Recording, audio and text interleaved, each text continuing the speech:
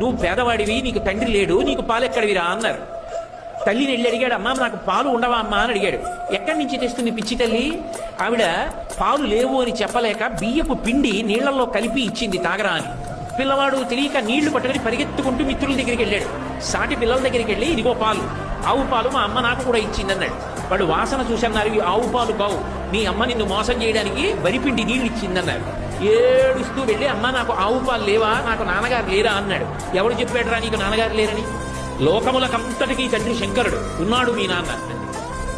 ఇదే ఎలా కనపడతాడని వెళ్ళి తపస్సు చేయి, ఆయన కనపడతాడని. బాలభక్తి. వెళ్ళి పరమశివుడి గురించి తపస్సు చేశాడు. ఉన్నాడు అని నమ్మి తపస్సు చేశాడు, ప్రత్యక్షమయ్యాడు. నీకేం కావాలన్నాడు. పిల్లవాడు పాపం ఏం తెలుసు, నాకు తాగడానికి ఆవు పాలు కావాలన్నాడు. శంకరుడు నవ్వాడు. ఆవు పాలు ఇవ్వనా? నేను దర్శనమిస్తే నీకు ఇవ్వవలసింది కాసిన ఆవు పాల. నువ్వు నన్ను అడిగావు కాబట్టి పాల సముద్రాన్ని సృష్టిస్తున్నానని క్షీరసాగరాన్ని సృష్టించాడు ఉపమన్యువు కోసం. ఆయన చెయ్యలేనిది ఏముంది?